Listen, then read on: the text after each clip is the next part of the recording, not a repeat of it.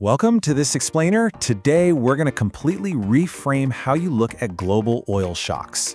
You know those outdated, panic-driven narratives you constantly hear on the news? Yeah, we're tossing those out. Instead, we're going to uncover who is really at risk when global energy markets start to tremble. And as you'll see, it all comes down to the true risk to China. To really understand the geopolitical landscape today, we have to question the universally accepted story. Right now, the world thinks it's watching this impending global economic disaster unfold. But what if the next global oil crisis isn't a crisis at all, but a strategy? Because here's the truth. Oil shocks do not hit the world equally, and frankly, they never have. When you look at the panic happening in energy markets right now, it literally all traces back to one specific place, the Strait of Hormuz. Why? Because roughly 20% of the world's daily oil passes through this single, incredibly narrow strip of water. It's the only sea passage from the Persian Gulf to the open ocean. Because so much vital maritime traffic has to squeeze through this easily disrupted area, it perfectly fits the definition of a choke point. This makes the strait the absolute ultimate vulnerability. It leads everyone to believe that a disruption here would just automatically crush the entire global economy. But here's the thing, that global crisis narrative, it is actually 2 decades out of date.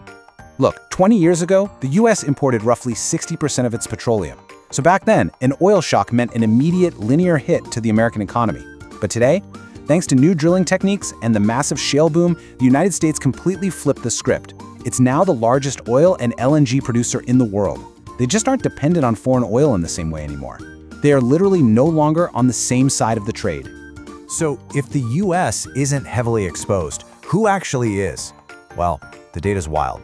3/4 of all that Middle Eastern oil moving through the strait is heading straight to Asia.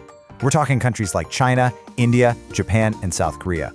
Meanwhile, a tiny fraction, just 2.5%, actually goes to the United States. So the absolutely crucial point here is that a disruption in the strait creates an asymmetric shock. It simply doesn't hit everyone equally. For the US, it becomes a price problem.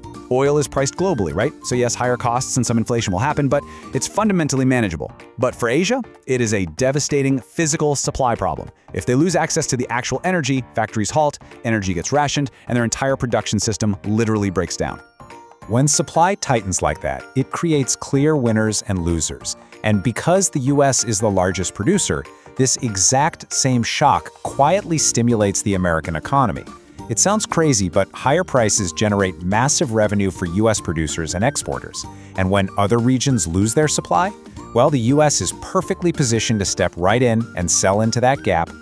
Okay, let's move to the second layer of this that most people completely overlook, and that is natural gas. The Strait of Hormuz carries 20% of global liquefied natural gas. Countries like Qatar and the UAE, they send 90% of their LNG right through it. If that strait gets blocked, their export power instantly drops to zero. The United States, however, stands totally unaffected by the strait.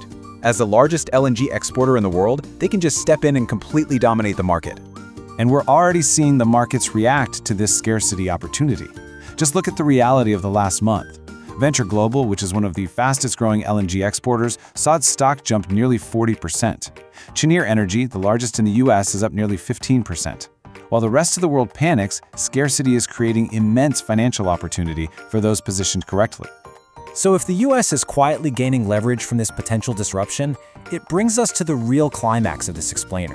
The country carrying the absolute most structural risk in this entire geopolitical equation is China. Now, what's really fascinating here is that China is incredibly pragmatic. They actually saw this exact risk coming, and they've spent years trying to hedge against it. They built these massive anticipatory safeguards. We're talking actively diversifying their energy suppliers, building vast strategic reserves, and aggressively expanding direct imports from places like Russia, Brazil, and Venezuela, all just to reduce their reliance on the Middle East. But despite all those incredibly thorough safeguards, their exposure remains absolutely staggering. They are the largest importer of oil in the world. They consume 15 to 16 million barrels a day. To put that into perspective, 11 million of those barrels have to be imported, with a massive portion of that still flowing directly out of the Middle East and right through the Strait of Hormuz.